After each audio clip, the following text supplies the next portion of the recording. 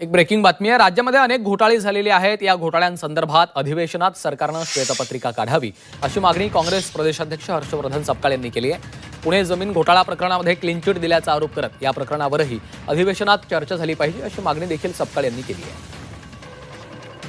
आतापर्यंतच्या अधिवेशनाच्या आणि संसदीय मूल्य गुंडाळून ठेवल्याच्या अनुषंगानं मी या ठिकाणी खंत दुःख व्यक्त करत असताना निषेध करतो आणि उद्यापासूनच्या अधिवेशनामध्ये या महाराष्ट्रातले जे मुख्य प्रश्न आहेत त्या मुख्य प्रश्नांवर चर्चा व्हावी।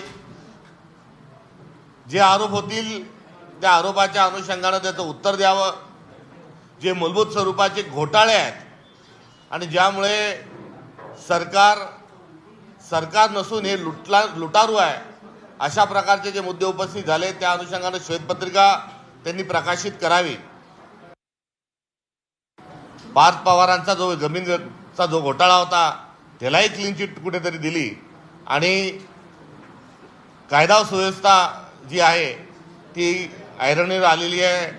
त्या अनुषंगानं या अधिवेशनामध्ये चर्चा व्हावी अशा प्रकारची या अधिवेशनाच्या पार्श्वभूमीवर आमची मागणी आहे।